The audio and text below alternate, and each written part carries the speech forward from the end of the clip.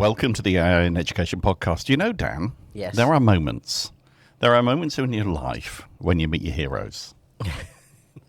And obviously meeting you is one of them, but this is another moment because we're in a room with Pasi Sahlberg. Now, I know. it is one of the meet your heroes moments because I remember all the headlines that had your name attached to them around OECD and PISA maybe 15 years ago. And then I moved to Australia and found that you moved to Australia as well. And it's like, I'm getting closer. At some point, I'm going to get to meet him. And this is that moment. So let me introduce Pasi Sahlberg from the University of Melbourne. But Pasi, you're not famous for what you do at the University of Melbourne. You're famous for all of the things you did about the long-term vision of the future of education. Is that right? Yeah, you can say that's right. Actually, I wrote a little piece a couple of months ago called "An Accidental Guru."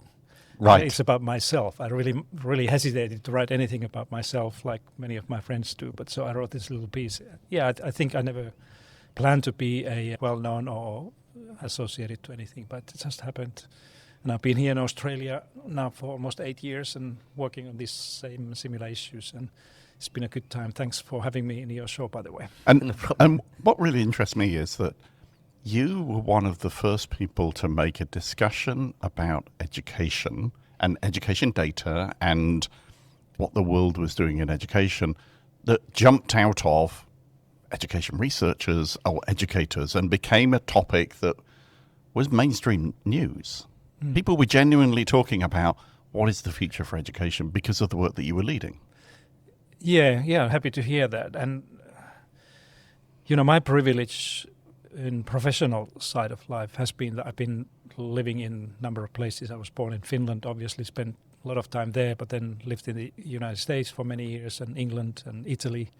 So I kind of carry with me this global view, and I love to ask these questions how we are going compared to the rest of the world. And what surprised me when I came to Australia for the first time, that's a long time ago already, that very few people actually had thought about it. And I said, is this because we are so far away from everybody else and the time differences and others? It may be that, but people here don't think about themselves, education and how things are going compared to the others. Probably this is a kind of a European thing because in Europe everything is so close. We have about at least 50 education systems within the kind of a phone call or short travel that you can go and see what others do. But here in Australia it's a little bit like that's the way it's always been. And so we're at a pivotal moment, I think, now, where the world of AI and the world of education are colliding or joining together in such a way that there is a huge amount of uncertainty about what education should be delivering. Delivering is the wrong word, but what should the system be doing in order to prepare young people for the world of the future? And we're all trying to guess where that is. And I heard you saying things today that help make sense of that situation. So let's take our listeners through the story of today, because it was absolutely fantastic, Pasi, the thought you gave to today. So you started off talking about the trends globally, and one of the glaring things that jumped out to me was the investment that had gone up in education, correlated loosely, I suppose, with the actual well-being going down.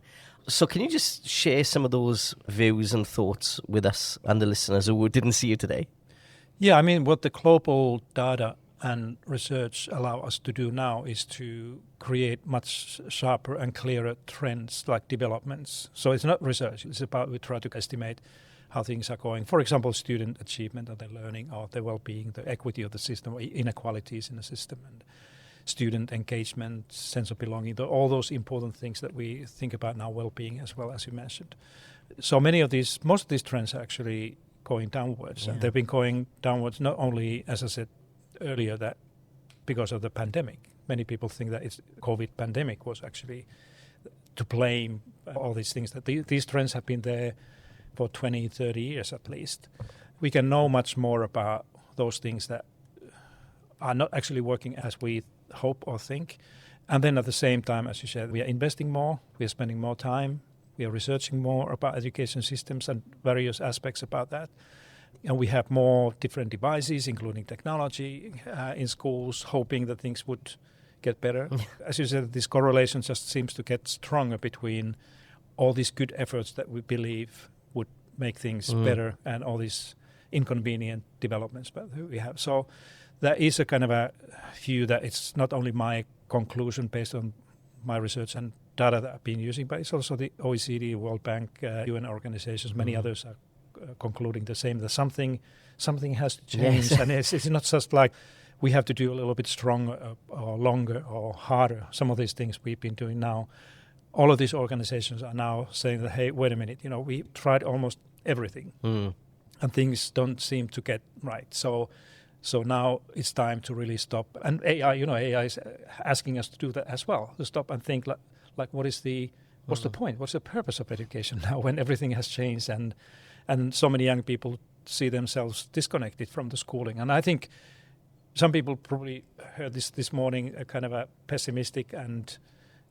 negative thing, but I think that this is the moment of hope as well. Yeah, no, absolutely. I think that did come through, and obviously you're a friend of the late Sir Ken Robinson. It was amazing, and I know Ray and I saw you both speaking in London on multiple occasions, and there was a really interesting point you mentioned about human capital theory versus human flourishing, so where that entire focus is going. Can you just explain, I know you spent a lot of time on it today, but very quickly for our listeners, what the human capital theory and then human flourishing is? Yeah. I mean, it's probably good to say, people who are listening to this, is that one of the questions that many people and organizations like the OECD is asking now, that is the paradigm that we have had during the last 30 or 40 years, is it good enough? Is it right one to take us to the age of AI and age of agency and this flourishing? And now many people, including researchers and policymakers, are turning to say that I think we need to rethink the fundamentals of education. And that's where the human capital theory that was created in some way in 1960s became a dominant education paradigm in the 1970s that quite correctly believes that we need to, if we invest in education, the skills and learning and knowledge of young people or people in general, that will contribute positively to our economy and development growth. We have had successful stories around the world and as a globe in doing that. But now when the AI and technology is changing this whole narrative about what human can do and what can be done by machines, I think that has brought us to this point of challenging not only what we do in schools and how we teach and how we organize schooling, but what are the underlying foundational values and we call it paradigms of education that should be steering and guiding us to co-design the new form of education. And that's where this human flourishing thing is coming through. It's the major mainstream narrative of the Organization for Economic Cooperation and Development, like OECD, for example. That is not only different in terms of what it looks like in schools, but it's fundamentally different in terms of how it sees the role of humans, the people, the relationships, values, and eventually what is the purpose of education. Just to give you an example, that in a human capital theory created this assumption and belief that the purpose of education is to prepare young people for work. Quite correctly, and it has served us very, very well for many years, but not anymore, because we don't know what the work is. We don't know whether there is thing called work for many people. Yeah. So now people are asking that. So what is if it's not preparing people for employment and work? So what could it be? And that's why this flourishing idea, that is like thousands of years of old way of thinking about the existence of humans, comes with this idea that it has to be a lifelong way of learn how to live well with other people and find a kind of a meaning in life, which people call flourishing. And that's where this idea of human flourishing, education for human flourishing is coming, assuming that when people flourish, when they feel well and they know who they are and find their place and the balance in life with different things, that they are better off in this complex it's life. So good. I love this. And I want to say one thing, it's nothing new. When people say, it's yet another new idea in the best. This is not new. This is going back in foundational ideas of different forms of education, like Steiner pedagogy or Montessori or Catholic education, or the Eastern philosophies of educating people. So it's there. It's just try to frame this so that it fits into this time in different ways. And I think that this is a call, is a call or invitation for all of us to say that, so how we gonna take this now forward. I might mangle this, but I'm going to have a crack. I think of 3 ages of education. The first was about academic. It was the ivory towers. It was the knowledge for the sake of knowledge. And then there's the second age, which became about credentialism. And certainly for the students today, I go to university to get a better job. You know, that commercialization of it, where the liberal arts, as the US call it, but the kind of the things that were about being a great human came second to technical skills. A Ken Robinson talk still hits me in my heart when you're thinking about that with the dancer. And now we're kind of entering an age where potentially AI might deliver some of those technical skills and be able to do those technical skills without the human skills. That's that flourishing age, which is what are the skills you need for the next 100 years, because it isn't the same mix as we've had in the past. No, this is a good way to see that. And you know, with this thinking that you just mentioned comes also this fundamentally important idea and principle actually of the human agency. That we have been in this country and many other places, we have already kind of touched upon the student agency and teacher kind of an educator agency. That means we need to help people to have a will and skill to take a lead on their own things and their own education and life. And without that agency, there will be no flourishing. So that is a kind of it's a very positive thing here, because it's nothing new. The people have already been working on that. But we need to understand this shift, this paradigm shift also, that it's in a way, it's a shift away from the focus, almost entirely focusing on achievement and performance of students into the agency. That doesn't exclude the achievement idea. Of course, we want kids to learn and teachers to develop, but the accent should be in this agency and try to develop this purely human agency, because there will be agency when the super intelligence comes around. There will be agency there as well, and the question is that do we allow this agency to be shifting away from humans and to the machines? And we can see this now already in a little bit in a warfare around the world and economy. You know how the markets are driven not by humans anymore, but the supercomputers and intelligence. So the next thing is really about education. Do we allow this to happen? Do we let this go from humans to machines? And I think that's what the conversation needs to be as well. That's amazing. We could speak to you for hours here, Pasi. Thank you for the time. And I think the listeners listening in have also, you know, one of the things you ended on was you shared a pyramid or triangle, sharing foundational skills and then context-aware skills to the flourishing people at the top being happy and their well-being being, you know, thought after. They've got a meaning in life, I suppose, and they've got that kind of agency. So are the OECD and yourself and some other universities working on that? Can people see that forming at the minute? Is this something they can go to see that? Because I thought that was fascinating, because it's an actual thing. Yeah, it is an actual thing. And I think the best way, if you're interested in this education for human flourishing, these things that you mentioned, Dan, I think the best way to go is to just go and see the OECD's work on that. Just go to OECD Education for Human Flourishing. And I think while you do that, just keep it in mind that now this time, the OECD is not doing this as an organization, using their kind of their organizational knowledge and expertise and consultants. This is a real co-design example of some of the high-performing education systems and their experts, their system leaders and students and teachers and others, getting together for the first time that I know in the world, like this, bringing their expertise and their insights and understanding, and collectively try to create something for everybody. So when if you read this education for human flourishing materials, then there's a lot of stuff there already. You can see that it's a different thing, because you can hear the practitioner voice there. You can hear the educator views there and global differences that are there. So it's a very interesting. There's obviously a lot of research in different universities here in Australia and elsewhere happening in this space as well.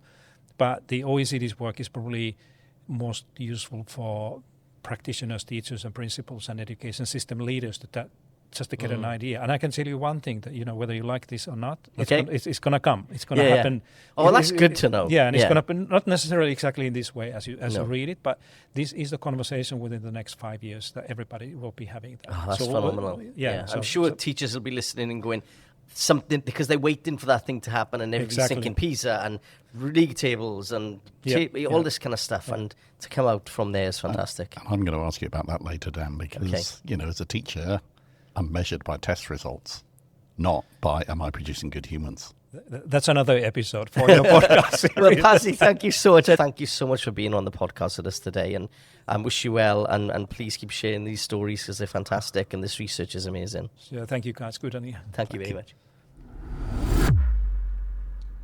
Wow.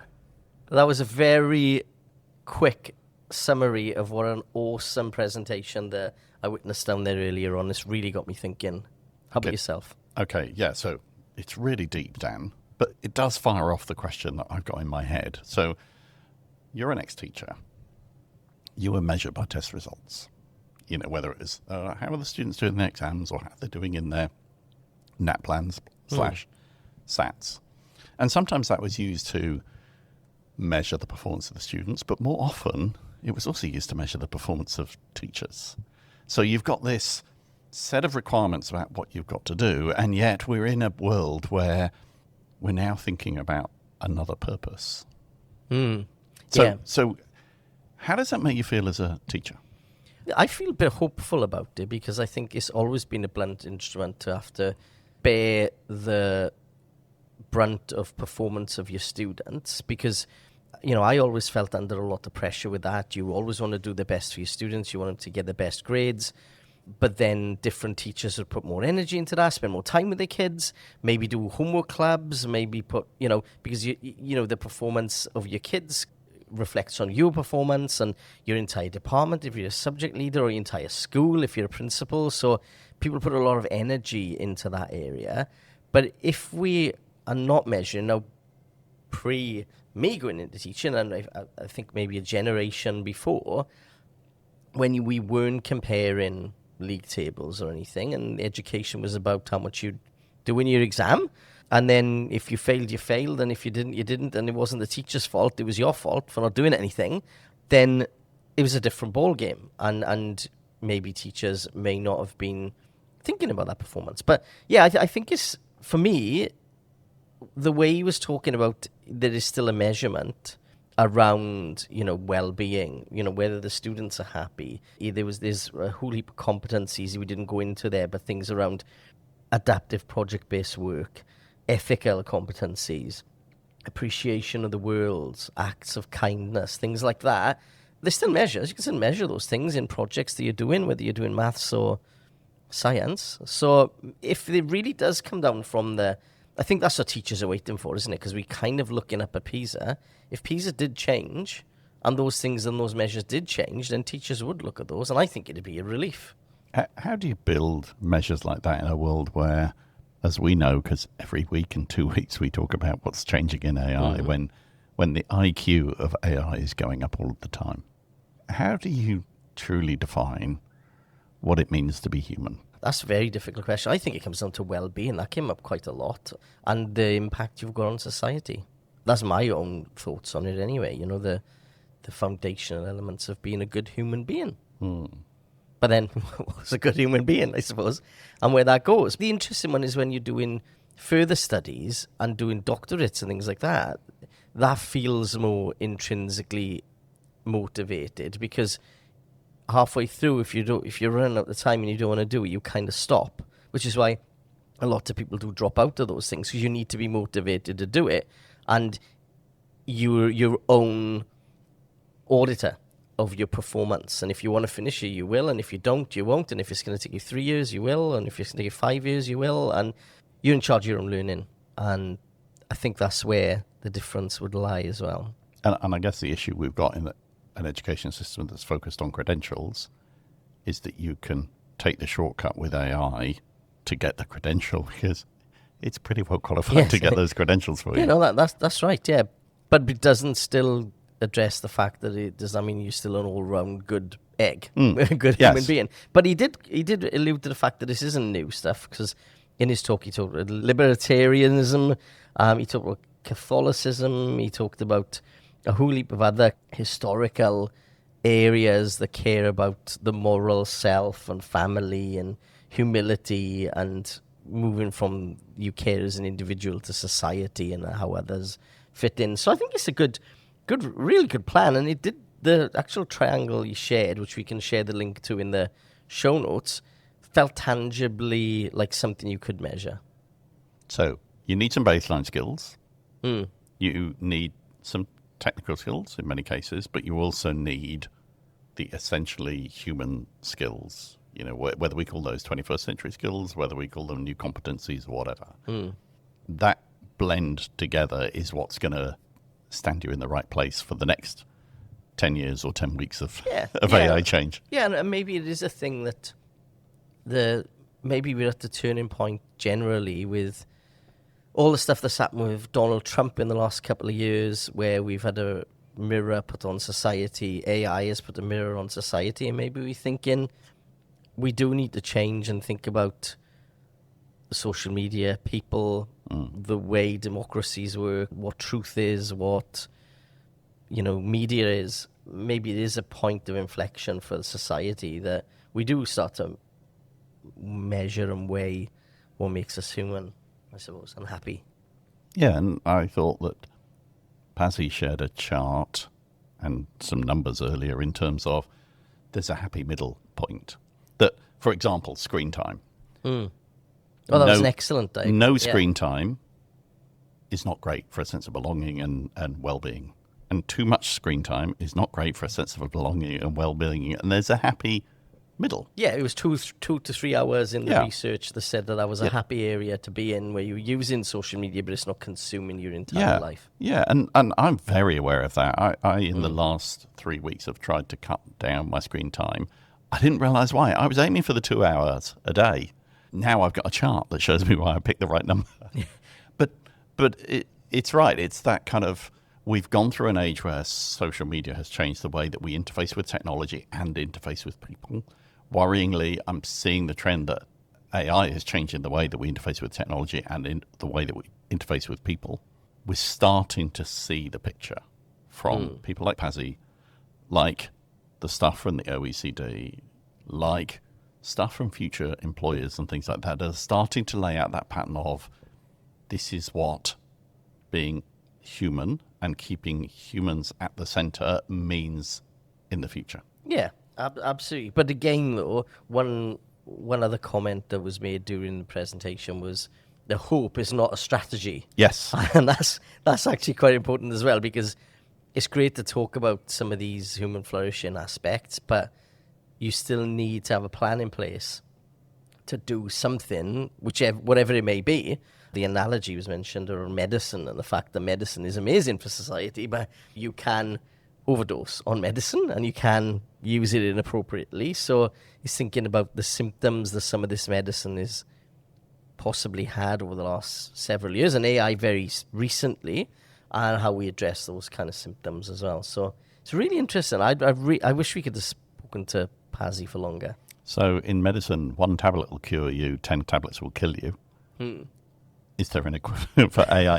And I think, so there is. I mean, not as dramatic, but using AI in order to support you is great. Overusing AI in order to allow you to switch your brain off is terrible. Yeah.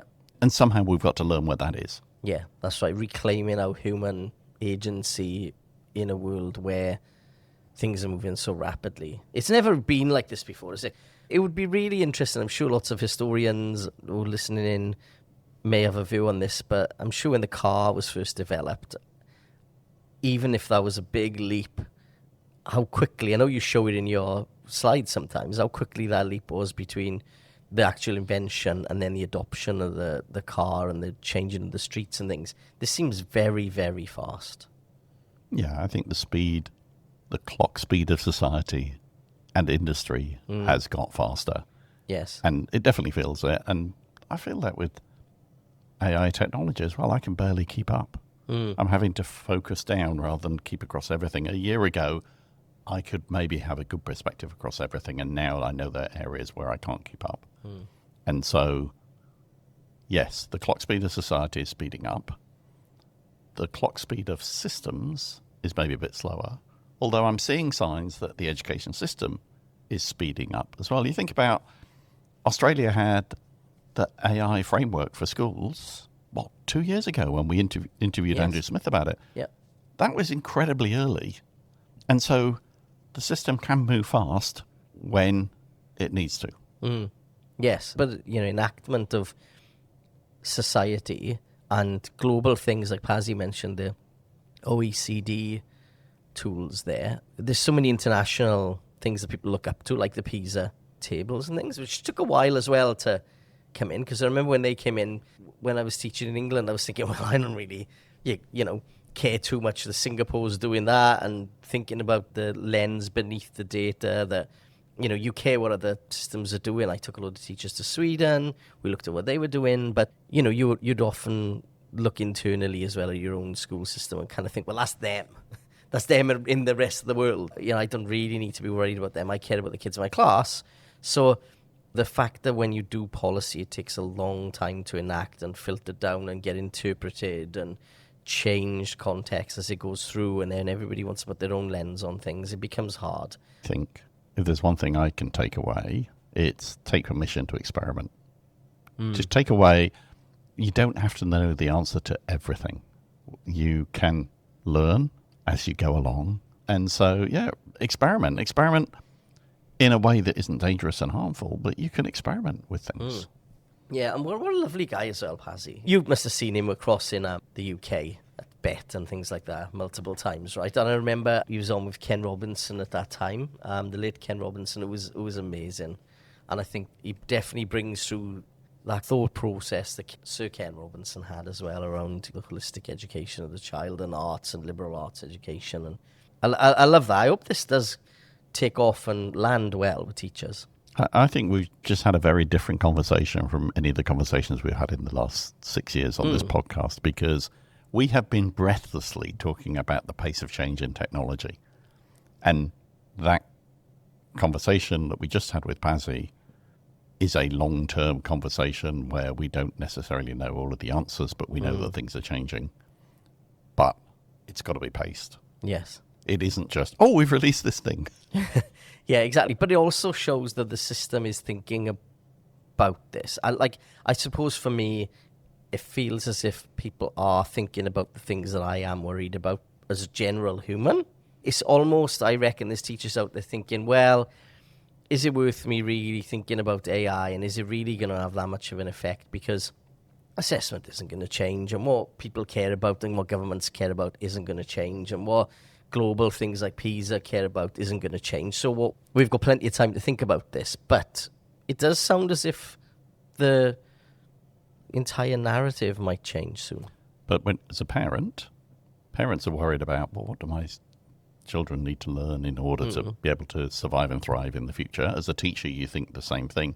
What I hear from employers is the basics. Can they turn up on time, ready to do a job, motivated? Can they turn up for an interview and have a conversation with you and look you in the eyes? Yeah. All of those very basic skills But still also, sit there. But also as a parent, one of the things that I'm caring about more now over the last 2 years is well-being, where I don't know if I was that worried about it a couple of years ago with my oldest son, but now I'm definitely more aware of well-being and mental health and those kind of things.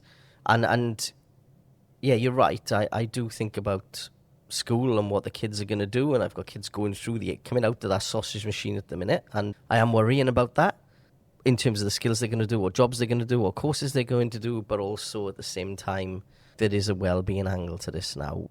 And it's hard, as a parent. Yes, you want your kids to come out that they're happy and they kind of engaged in society, but you also want them to educate themselves enough so they get a job and a good salary at the end of the day. So it's a bit of a balancing act. If they came out and they were happy individuals, it's easy to say, and I think this is what kills me a little bit. When I was leading year 12 and 13 cohort in the UK, they were going to university and they weren't my kids. And I'd go, do what makes you happy, flourish, thrive. You're an artist, go and dance. But if you, now as a parent, I'm horrible. I'd hate to be my kids. I'm like, make sure you go to university. And all the stuff that I shouldn't be saying, because I care about them being educated out of any kind of, well, making life easy for them. You know, yes, a degree might not be worth the paper it's written on, according to some people, but sometimes it's an entry through a door that you've done something. You know, it's very hard.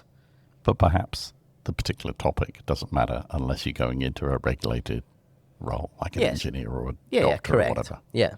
Actually, the process is the important thing, not the credential. Yes, yeah. Spending time thinking about thinking, a bit like the doctorates and master's degrees are. You're sitting there thinking about thinking so long. Yeah, I think you're right. And I was just thinking about what you said about, do your kids grow up to be good people and that sense of belonging and things like that? And I was just thinking about Jocelyn Brewer a few weeks ago. Remember when she said, bots for banter, humans for healing? Yeah. So extend that out a bit more is, you know, that human relationship thing becomes really important. Yeah, which is why, Dan, you and I sit and look at each other with a microphone in between us. Yeah. And we have a real human conversation, because I'm sure we could hand this podcast over to AI to do a plausible impression of both of us. Yeah, that's a good point, actually, yeah, because it is about human thought and process, isn't it? And from our guests as well, to understand their perspectives on these things. There's a lot of nuance. Every week I learn things from guests, but every week I learn things from just having the conversation with you, and I go away with a new perspective. That's Likewise. what education's all about. It is. Well, thanks, Ray. I really enjoyed that with Pasi today, and let's see what happens on the next one. They say never meet your heroes. I met one of my heroes. I feel good about it. Thanks, Dan. Bye.